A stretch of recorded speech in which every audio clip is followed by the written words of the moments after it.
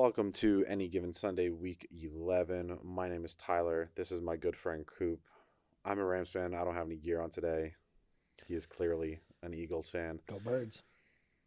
And this week we've got a lot of good matchups, and we had a little bit of trouble deciding what our circled games should be. But our first one is going to be the winner will come out with a good leg up in the NFC West. We've got the Seahawks going to LA and taking on Matthew Stafford and the Rams. These two teams are both 7-2.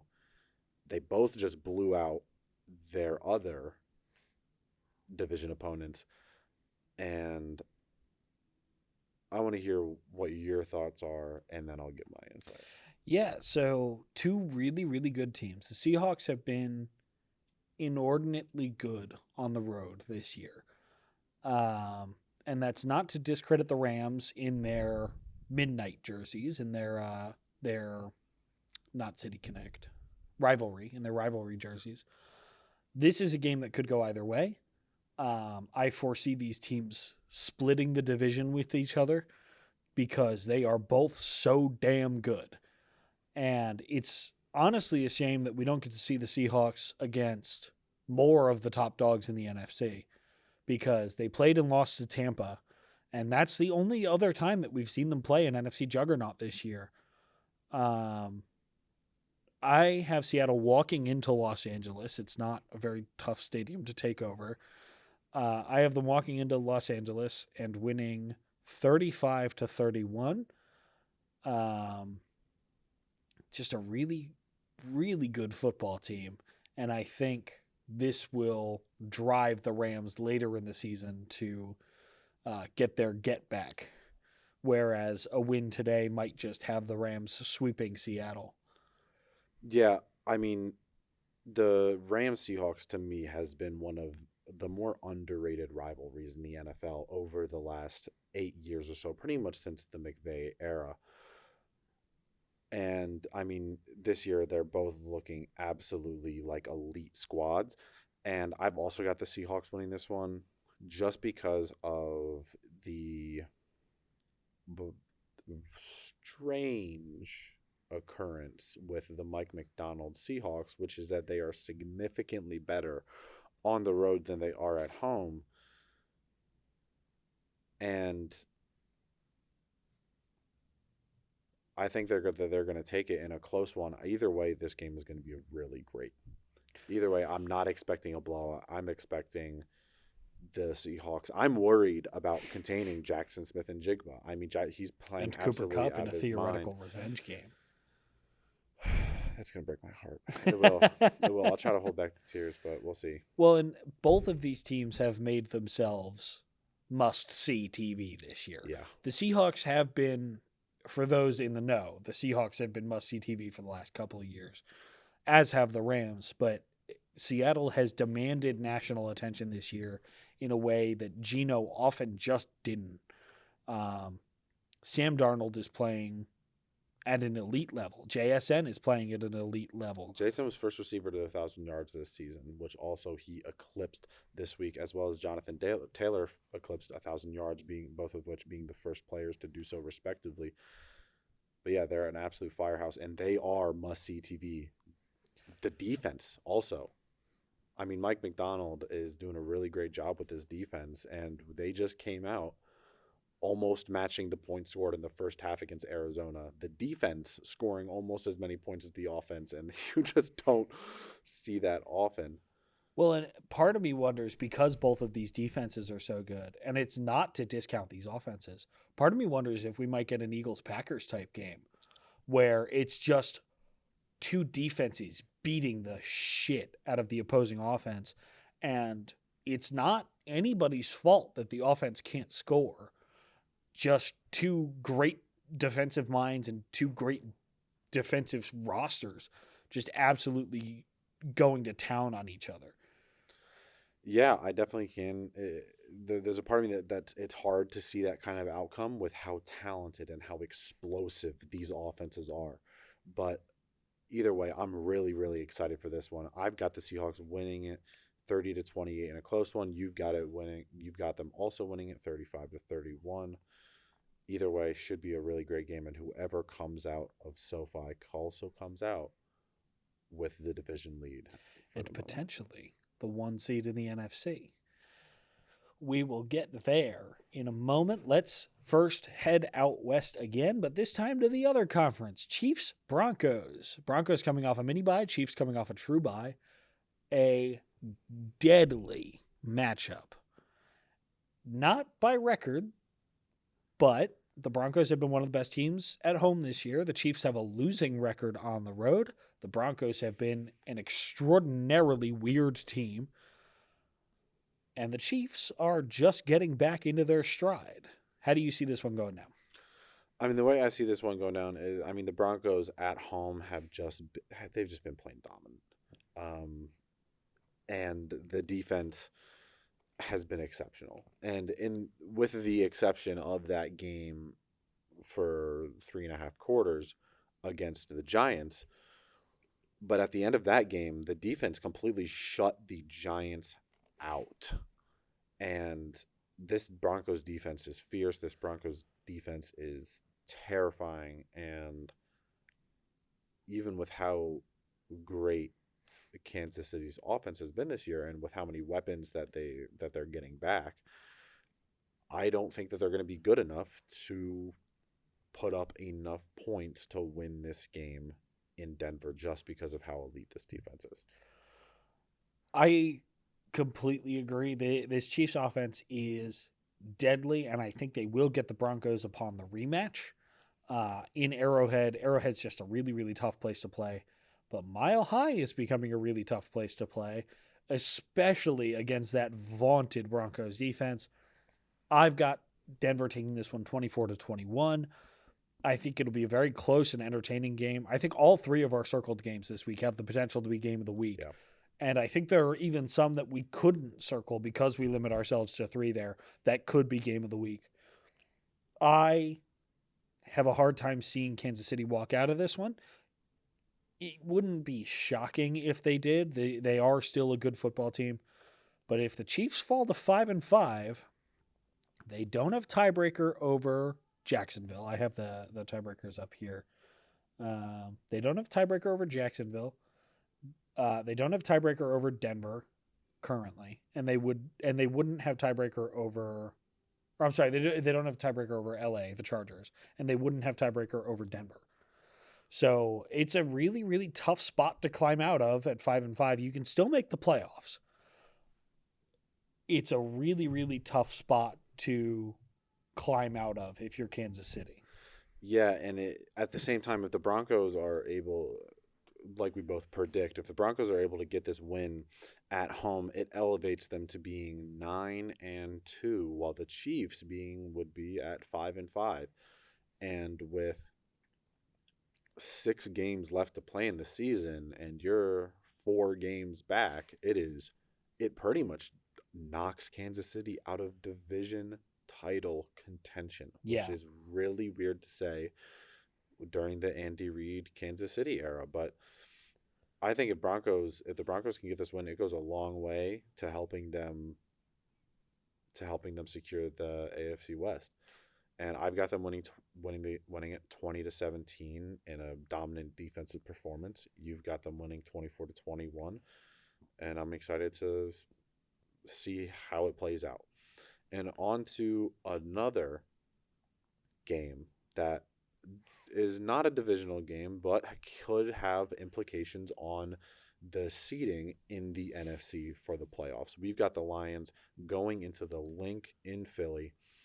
How do you see this one going out as an Eagles fan? So I'm going to complain about something real quick. I complained about it at the start of the season, and I'm still upset about it. The Eagles don't get back-to-back home games this year. Really? Really. There's a couple times where we get back-to-back road games.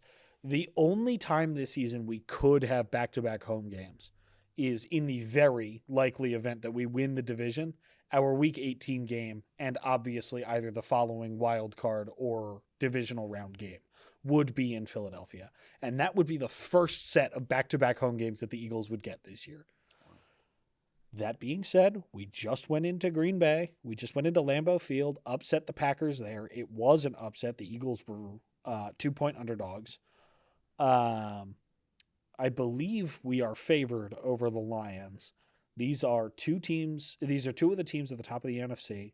If the Lions win, they slot themselves into the 2 seed. If the Eagles win, they keep themselves in the 1 seed.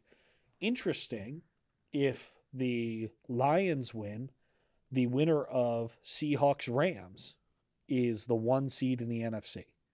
And that should be of interest to you because this is the Sunday night game. We will already know who the winner of Seattle Los Angeles is by the time this game gets on. And Philadelphia's closing schedule is much easier than the schedule they've already played. Philadelphia has played the most teams with a winning record in the NFL this year. They have won the most against teams with a winning record, barring a remarkable, I want to say 8-1 record, but I actually don't know what the Eagles' record is. So they're 7-1 against teams with a winning record. They also lost to the Giants. We can ignore that. I have Philadelphia winning at home 31-28. I think it'll be a very entertaining game. It's the NFC Championship game we deserved last year, but on Philly's home turf instead of Detroit, where it would have been last year. Yeah, this is the first game this week that we disagree on the pick. We both know how hard it is to go into the Lincoln pull out a win. We were able to see it firsthand this season. But the Lions, this to me, I've got the Lions winning this game 30-24, and it is for 2 reasons. One of which is that the Lions just came off of an absolute blowout against the Commanders. Granted, the Commanders are not a great team, and then the week before that, they had a tough loss. But then, the week before that, they blew out and had a dominant game in prime time against Tampa Bay. And the Detroit Lions offense looks so much better than I think a lot of people thought it would have with them losing Ben Johnson during the offseason. But that doesn't seem to matter. This Detroit offense seems just as dominant and just as capable as it was over the last couple seasons. And the Eagles, to me, still have won some games that it feels like they should have lost. And to me, against Green Bay, it feels like Philly should have lost. I say because to me that game felt more like offensively the Packers beat themselves in some cases than the Philly beating the Packers. And we've talked a good deal about the difference between those two on this show. But for those 2 reasons, I've got the Lions winning this one in a very close game. I think this looks like the Lions have a 3-point lead, and then they kick a late field goal to extend it with 30 seconds left on the clock, and the Eagles go for a Hail Mary, but unfortunately don't get it. Yeah, I've got the Lions winning it 30-24, but I could very easily see it going the other way too. Detroit's defensive identity is something the Eagles have done very, very well against. And I will say, as flashy as the point totals are in 2 of their last 3 games, there is some offensive turmoil there. Dan Campbell took over play calling in the middle of the Washington game because they weren't doing well enough. And as flashy as the 44-point total is, called it by the way, it's a really, really tough thing. Vic Fangio is so good. The Eagles' defense is so good. And it's just so unlike the Eagles to play poorly against man defense. Man defense, which is what the Lions primarily run. It's especially odd for A.J. Brown to have a bad game against man coverage, he said with his fingers crossed. I expect AJ Brown to get involved. I expect Devontae Smith to get involved. My fingers are actually crossed. I'm going to put that on the close. Saquon Barkley we're going to throw the Lions out of man, and we're going to turn around and run them out of zone. And I feel like this, obviously, no such thing as an easy win in the NFL, especially against one of the NFL's best in Lions. This feels like a much more favorable matchup for the Eagles than they've gotten at times this year. Yeah, I mean, like you said earlier, I mean, the Eagles have the most wins this season and the most games played against teams who are above 500. I mean, they've had a tough schedule in the first half of the season. I'm ready for that shit to be over. But part of this game also to me is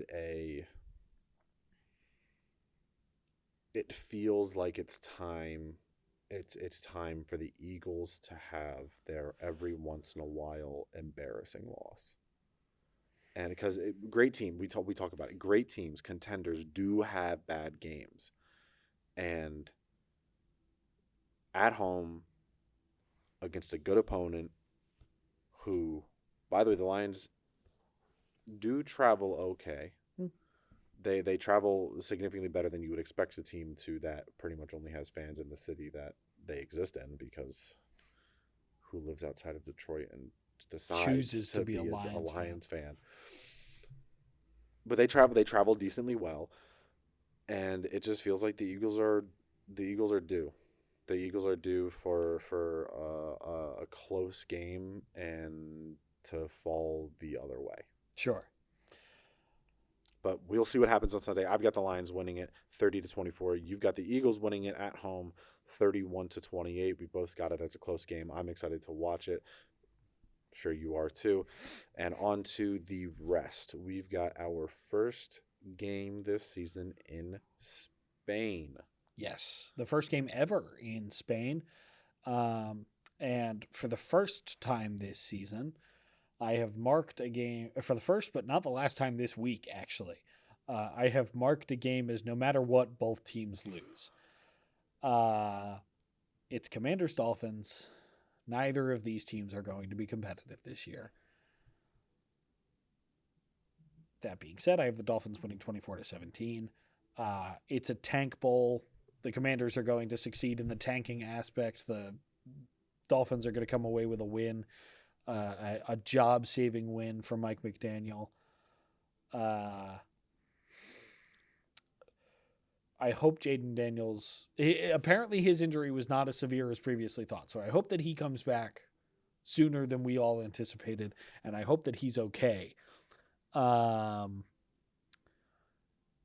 got the Dolphins winning this one. Yeah, and I'm really sorry for... I'm sorry for those who attend this game. Sorry for the people of Spain, particularly the people of Madrid. I'm sorry that this is your first NFL game. I promise you, the piss poor performance that these teams will most likely put forth is not the best the league has to offer. But I've also got the Dolphins winning this one 21-18. I mean, the Commanders right now, they're too banged up to really look that competitive to me. I do think that Marcus Mariota is one of the better backups in the NFL. But with that being said, I mean, the Dolphins are coming off of a really hot win. And who knows, maybe it could spark a little bit of momentum for Miami. But I've got the Dolphins winning it 21-18. But our next game is our second one we disagree with. I'm a little bit confused, and I have to ask. Yeah. Are you aware that Jackson Dart is not playing? Would you believe me if I said that's part of why I think they're going to win? I need to hear it. Yeah, we've got Giants-Packers. I have the Giants winning this one.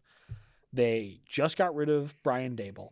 If I had to guess, because the announcement that they were going to start Jameis Winston came less than 24 hours later, Brian Dable was not fired off the plane. He was not fired on Sunday. He met with John Mara on Monday morning. This is speculation. I don't know any of this for sure.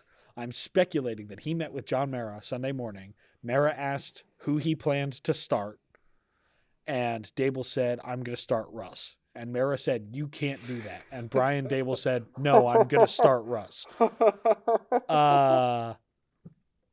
I think that Jameis Winston, I think that he is a much better quarterback than he often gets credit for.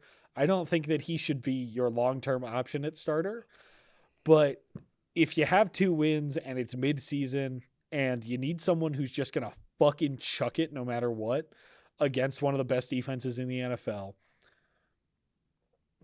Jameis is your guy. Mr. 30-30. Mr. 30-30. Mr. 5K 30-30. The Packers have not been great at forcing turnovers this year. They forced their first one in the previous 6 weeks against Philadelphia, and it wasn't even an interception. I think Jameis Winston is going to hit the Packers defense with some throws that you'd have to be insane to try. And I can't wait to see this game unfold. No matter what, it's going to be fun. Jameis Winston is starting. So I've got the Packers winning it 28-10, and I agree that the Packers defense isn't great at forcing turnovers, but when you're playing Jameis Winston, the defense doesn't have to do much to forcing. Jameis Winston kind of does that all by himself. And I just, without Jackson Dart, and I mean Jackson Dart has really brought a spark. I mean there were concerns after Cam Scatterby got injured that the Giants defense was going to get another flat tire, but I thought that in the 2 games he played without Cam Scatterby, I think Jackson Dart does a good job of bringing a really good spark to this Giants offense. And without Dart, the offense looks and theoretically should be completely lifeless. And I think that's exactly what's going to happen against a good, dominant Packers defense. I've got the Packers winning at 28-10 at MetLife. And like any MetLife game, I'm hoping that no injuries occur during the game.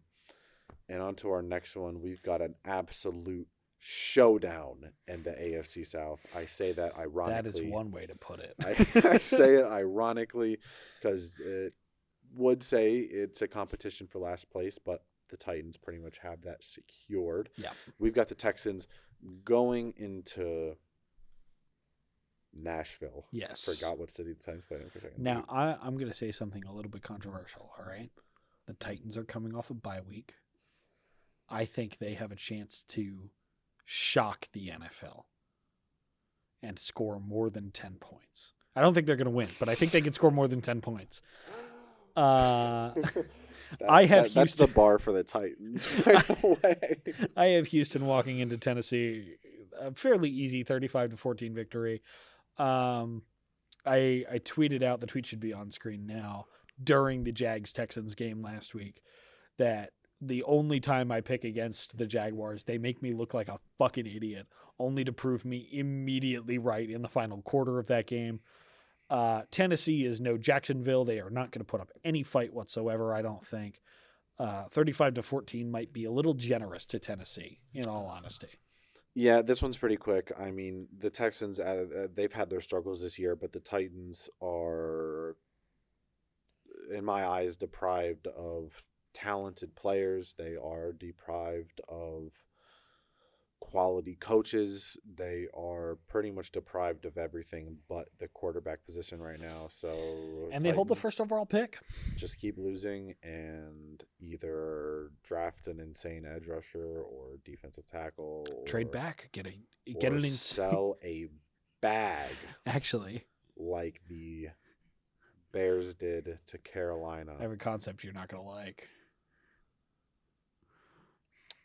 We've both got the Texans winning it.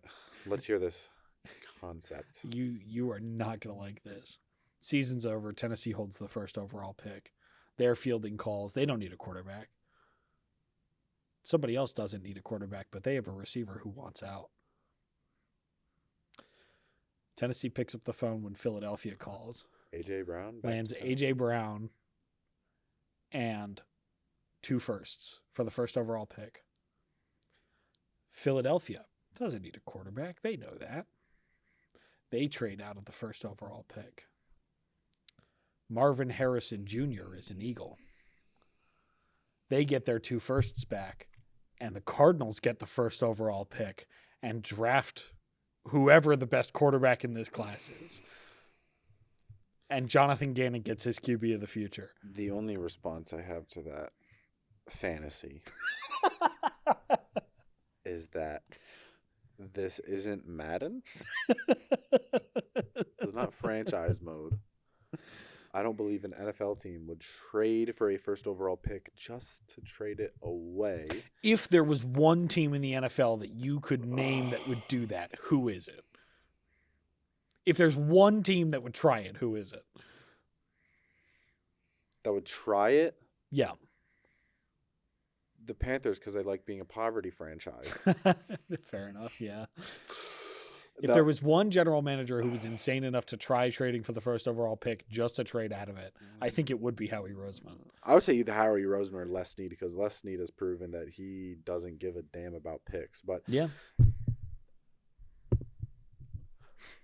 But anyway, we've got that is an interesting theory that I think has a plus 500 million odds of happening. I'll put $1 on that. Anyone will put $1 on that. But anyway, we both got the Texans going into Nashville, getting a win. Titans are just the Titans and are really deficient pretty much everywhere. On to our next, we've got what might be, to me, the most confusing prediction so far, because we've got a Panthers team going into Atlanta, and the Panthers had been seemingly looking a little hot. And then they lost to the Saints.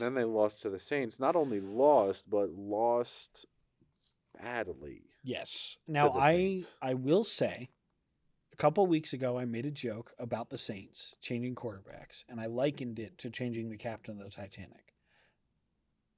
Tyler Shough won Chart of the Week this week. Played pretty well. Played better than Spencer Rattler had, for sure. And they are still a well-coached team. If Tyler Shough turns into something, they have a quarterback. They have Chris Olave, a receiver.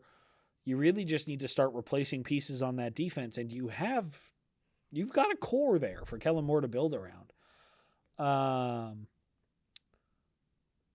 Bringing it back to the Panthers, I have my second no matter what both teams lose of the week, and I think this is a more surprising one, like a less clear cut no matter what both teams lose. But I think if the Panthers win this game, they will grow comfortable in a way that they really shouldn't for a team that's barely above 500. And if the Falcons win this game, Raheem Morris gets to keep his job. And I wouldn't let Morris keep his job after this year. I think that he has shown enough of an ability to not rally his team that as a head coach, his tenure should be done. I think that he is a very good defensive play caller and should get another defensive coordinator job immediately. I don't think he has shown me what it takes to be a head coach. Yeah, I mean, I don't necessarily agree. I think that only giving a head coach 1 year is a little bit too short of a leash, especially when they haven't been completely abysmal. And I mean, I have the Falcons winning this game 30-20. I think that the Falcons offense I think they're going to have a dominant performance. I'm praying that they do, because Jonathan Taylor is on my fantasy team and is on a bye week, and I have Drake London and I need him to score 30 points. And I'm praying that I think that the Falcons are going to be able to somehow claw their way back into looking like a legitimate team. And I think that they're going to win 30-2. But on the other side of that, you've got the Panthers. I do. I think they're the better team. I think that last week notwithstanding, Bryce Young has shown me enough over the course of this season to make me believe that he can beat the Falcons. His best career game came in Week 18 against the Falcons last year to keep Atlanta out of the playoffs in Raheem Morris's rookie year. What a shit show the NFC South was last year. But I think that Carolina should probably win this game. I wouldn't be surprised if the Falcons took it, but I'm nonplussed by this game. No matter what, both teams lose. The Panthers have already won their way out of a top 10 draft pick, and I just have to hope the Falcons won't do the same. I hope the Falcons don't do the same too, because the Rams have their draft You pick. especially should be rooting against the Falcons every week. Yeah, I don't want them to do well, but I do think that they're going to be able to get the win in the A at home against the division opponent, the Carolina Panthers. And on to our next game, we've got another divisional matchup, and this one actually could have some wild card implications. I don't think either of these teams are going to win their division, but I think they are both hoping to lock in a wild card spot. We've got the Bears going into Minnesota, and I've got the Vikings winning this one. Yeah, I'm not. I would not be surprised if the Vikings won. They obviously beat the Bears in Week 1 on, I want to say, Monday Night Football. Yeah. In a close game that the Bears defensively dominated, at least early, and then J.J. McCarthy kind of came alive at the end of that one to lead the Vikings to a win. The Bears look different over the last few weeks. They're 4-1 in their last 5. And in fact have only lost once since beating the Commanders, which marks the second time in 2 seasons that the winner of Bears Commanders goes on a run immediately after. While the other fucking suffers. I have the Bears winning this one 28-27. I think Caleb Williams has shown me a lot of what I wanted to see and expected to see. His numbers weren't eye-popping last week, but the film, especially in the fourth quarter, was. He had more than half a dozen passes dropped by his receiver. And I have to expect that Ben Johnson is punishing his receivers pretty heavily for that. He is pretty notoriously a details-first guy. And I expect the Bears to be better prepared for this defense and for this matchup. Yeah, I think that lately over their last 2 weeks, they have absolutely found success, especially offensively. Putting up 47 points. It was against Cincinnati. It's the Bengals, but still 47-point game against anybody is something to show. And having 24 points against the New York Giants, the New York Giants, as much of a struggling team as they are, the defense is nothing to laugh at. And putting up 24 points, getting the win against New York with having all those drops from the receivers, it does say something. But to me, I just have a little bit more faith in the Vikings to be a little bit more consistent than the Bears. Because, in Week 8, 3 weeks ago, the Bears led up 30 to a Tyler Huntley-led Ravens. Yeah. And to me, that is concerning. And I've got a lot of confidence in J.J. McCarthy right now. I think that he is having a pretty good first year as a starter and has had a couple of downs. Obviously, missing a few weeks due to injury isn't what you want to see. But right now, the Vikings they should be in desperation mode. Yeah. Sitting at 4-5 in a competitive division halfway through the season makes it really difficult to win. And I think with their backs up against the wall in a game that they've got to win if they want to stay in contention for these division standings, they've got to win. And their backs are up against the wall. They've got to win. And I think that they do. Well, and it is not difficult to imagine a scenario in which the NFC North goes 3-1 this week. Lions beat the Eagles, Packers beat the Giants, and then obviously someone probably will win this game. And if the Packers get to 6 wins and the Lions and Bears both get to 7 and Minnesota's stuck at 4, that's a really, really, really tough spot to be in. And that's a really tough spot to get out of in a division as good as this. What this game is going to show me is not necessarily what the division is going to look like this year, but what it might look like next year and the year after that, or especially in half a decade. These two teams have second-year quarterbacks, young, inexperienced second-year quarterbacks with good offensive play callers and good enough defensive play callers. Or in the Vikings' case, one of the best defensive play callers of all time. I don't see the Bears getting swept by any of their division opponents this year. I think they'll even win the rematch against Detroit based on the way they're playing right now. And that, I think, is a coaching thing. I think that's just how much faith I have in Ben Johnson to not get swept by your division. And if you can go 3-3 or 4-2 in your division in year one as a head coach, that is a great, great sign. Yeah, you've got the Bears winning in a close one, 28-27. I've got the Vikings winning in a close one, 21-17.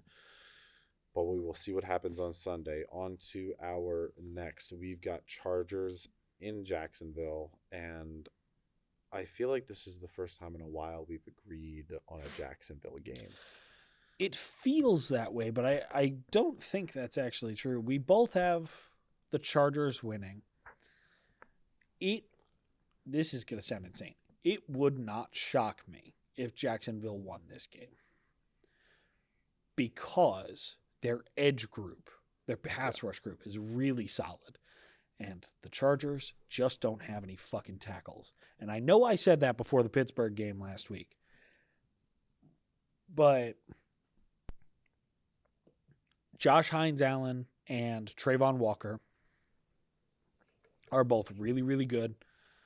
And this Jacksonville defensive line struggled, in quotes, against the Houston defense last week. They generated a lot of pressures, couldn't convert them into sacks. And against Houston's O-line, that's a really bad sign, which is why I have the Chargers winning this one. It would not shock me if the Jaguars defensively focused on that and converted a lot more of those pressures into sacks this week, which is why it wouldn't surprise me if Jacksonville won. I still have the Chargers winning 24-10. I don't think it's going to be particularly close. The Chargers are the better team and need to keep a foot in the race against Denver and keep a leg up over Kansas City, even if Kansas City wins this week. Yeah, I agree. I think I've got the Chargers winning it in a little bit of a closer game, 20-17. I think this looks like a fairly defensive game for most of it. But the Chargers are a better team on defense. They're a better team on offense. They are a better team. They're a better coached team, and it's hard to. It is difficult to bet against a team when they have that kind of dominance on paper over their opponent. So we both got the Chargers winning it. And on to our next, we've got the Bengals coming off of a bye week. And I notice that you just changed your score prediction for this and your team prediction for this. We've got Cincy going into Pitt. And earlier in the season, I called the upset. Yes. That Cincy would shock the NFL and beat the Steelers. I don't think that's going to happen twice. The Steelers are not one to get swept by pretty much anyone in their division but the Ravens.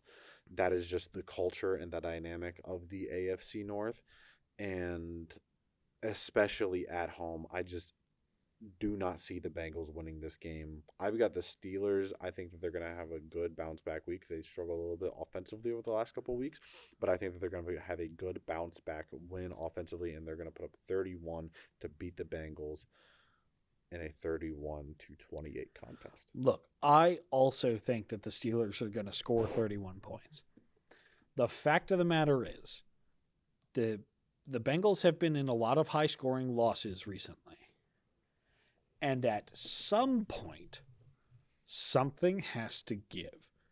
At some point, you have to score more than the other guys when you're scoring 30 plus. And I think against Pittsburgh is a potential opportunity for that. Pittsburgh are the champions of 9-8 or 10-7. They are already or when that used to be a thing, or 8-8 when the seasons were 16 games long. I don't know what it is. This one's a vibes one, and I really just think they've already shown they can do it, and the Steelers defense struggled against the Chargers offense without tackles, and it's not like Cincinnati's offensive line is appreciably better, but I think the pass catchers are. I think Jamar Chase is significantly better than Ladd McConkey. I think T. Higgins is significantly better than late career Keenan Allen. I don't think either of those are particularly controversial takes. I think that the Bengals are going to pull this one out in Pittsburgh and do their part trying to keep Joe Burrow in it before he comes back in just a few weeks now, ahead of schedule on his injury return. Very good news for NFL fans. Yeah. Very bad news for fans of the other teams in the AFC North because Joe Burrow is spectacular. But Joe Flacco, no slouch, especially in the Cincinnati offense. Fuck it, Jamar's down there somewhere. First year with a new team. Yeah, after being traded mid-season. In recent history, it just seems to be the trend with Joe Flacco. But we will see what happens on Sunday in this AFC North matchup. The Bengals are fighting to keep their playoff hopes alive. The Steelers are fighting to not let the Ravens catch up. And on the next game, we've got the losers of embarrassing divisional games. We've got the 49ers going into Arizona, and Kyler Murray is not playing. And now neither is Marvin Harrison Jr. And I mean, these two teams, the 49ers still want to seat the table. And I think that they're going to be able to pick up a win this week. The Cardinals just look bad.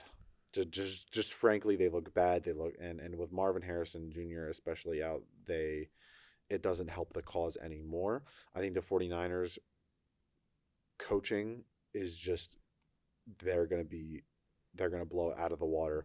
I think that this is going to be a coach of the week, Kyle Shanahan week. And I've got the 49ers winning it 24-20. I think 20 points might be a little bit generous, but we'll see. What are your thoughts on this one? 49ers are coming off a really, really tough loss. Kyle Shanahan doesn't like those. Mac Jones doesn't like those. And the Cardinals are down. The Cardinals are down their receiver one of the future and their quarterback of yesterday, presumably, in Kyler Murray. It's a tough game for me to see Arizona squeezing out. I almost changed this one on another vibes thing, and I was like, nah, Marvin Harrison's out. The Cardinals are talent deficient on offense already and missing your top two running backs, your QB1 theoretically, and now your receiver one as well. It's a tough shake. I've got the Niners winning 24-17 in Arizona and keeping themselves alive in the hunt for the division. The Niners, I believe, do have to win out as of right now in order to have a chance at the division. So we both got Niners winning it, and which significantly helps their chances of making a wild card spot. And next up, we've got the Buccaneers going into Buffalo. I feel like if we were talking about this game 5 weeks ago, it would have been an absolute thriller, probably would have been circled. But the Bills have been on a slide. Do you think they're going to be able to recover this week? Yes and no. Tampa has also been sliding. Yeah. They have not been playing to their usual standard. And in that respect, it's kind of a get-right week for both of these teams, not in terms of the opponent that they're playing, but in terms of they need to get right this week, or else I'm going to start having some serious questions. It's a toss-up. I've got Tampa winning 31-24. Wouldn't stun me to see the Bills pull this one out, especially at home in front of the Bills Mafia. I think it would be really fun to have the Patriots win and the Bills lose again, because every time that happens, every time the Patriots win and the Bills lose, the Patriots' number to win the division gets smaller, and therefore more realistic. And we've already gone from. Nope, I lied. We still need a 14-win New England team. But 14, we're down from 15 a week ago, and that's a win. Yeah, I mean, this is definitely an opportunity to kind of get right, not in terms of the record, but just quality of play, because both the Bills and the Bucks have been sliding over the last few games. But we've both got the Bucks winning this one. I've got them winning at 30-28 in Buffalo. And we'll see what happens on Sunday. And both of our blowouts of the week was a blowout earlier in the season. What are your thoughts on Ravens-Browns? I think the Browns just lost to the Jets. I agree. And I think that should just about sum up why my final score is 42-7 in favor of the Ravens. I fully expect Myles Garrett to at least be put on the trading block this offseason. And I think if Tennessee ends up with the first overall pick, another potential scenario is Myles Garrett ends up in Tennessee, along with maybe a receiver, although I don't know who Cleveland has offensively that Tennessee would want. But I think that Myles Garrett could end up with whoever the team with the first overall pick is, as the Browns desperately take a stab at another franchise quarterback after letting one out of the building like fucking morons for Deshaun Watson. It's my blowout of the week. I stamped it 42-7. The Ravens are going to have no trouble with the Browns. And if they do, they really don't deserve to win this division anyway. I mean, yeah, that pretty much sums it up. I mean, the Browns are the Browns, the Ravens are the Ravens. Lamar Jackson owns pretty much the entirety of the AFC North. Ravens win it 40-10, not too much to say. Even though it's in Cleveland, that's not going to matter. But onto a game that I'm also really curious to hear what you've got to say about it, because you've got the Raiders beating the Cowboys at home. Yeah, this is largely a certified cowboy hater moment. The Cowboys are not good in primetime and haven't been good in primetime this year. I think they're 0-2. 0-2-1. No, 1-2-1 because they played the Giants. So a losing record no matter what in primetime just this season. And I think the Raiders showed life on the ground last week, which is really encouraging. I think that the Dallas defense has not shown a propensity for forcing turnovers through the air, which should help Geno. And I think that Dallas has shown that they can't really contain tight ends. Tucker Kraft had a great week against Dallas when they tied in that game. You got Brock Bowers on the over for this one? Brock Bowers and Michael Mayer both might hit their overs this week. I expect a lot of 12 personnel out of the Raiders, and I think that is a really, really effective way to beat Dallas. I think my score might be the most controversial part of this take. I've got 32-18. I mean, when I initially saw your 32-18 score, my initial thought was, who is injured on the Cowboys offense? Who? Nobody. And I came to find that answer was absolutely nobody, which is why I do agree that the Raiders do look a lot better offensively last week, and I think that they're going to be able to find some success against this Cowboys defense. But it's the Raiders. Yeah. And the Cowboys offense is pretty good. Yeah. At scoring points. Dropped 40 on a defense that Philly only put up 10 on. I've got the Cowboys winning at 30-28. I'm really curious to see if your anticipated upset is going to happen, I don't know what it but is. we will see. And with that, that wraps up our games in the NFL this week. We are going to move on to next Thursday's game, some early predictions. We've next Thursday in prime time, we've got the Bills going into Houston. What do you see going down? I have given Houston a lot of praise over the last few weeks, or at least last week and this week. Tragically for them, Buffalo is a really, really good football team. And I wouldn't be stunned to see the Texans pull it out, especially given how they beat Jacksonville and how I anticipate they'll beat their opponent this week. I still have Buffalo winning 24-21. I think the Bills finally get right and get back into the prime championship form we're used to seeing from them. And I think that it actually speaks well of the Texans when they go and compete in this game. I think that this will be a hard loss to take because it's against an AFC opponent. I think it'll be a much easier loss to stomach than a loss to an AFC South opponent would be. Yeah, absolutely, and I completely agree with you. I think that this week against the Bucks, the Bills are going to look a little bit more like themselves, but I don't think they're going to be able to come out with a win. But I do think that next Thursday in prime time, they are going to be able to get a win on the road to try to turn their ship back to looking like contenders and looking like the dominant team that we have known to see during the McDermott Allen era.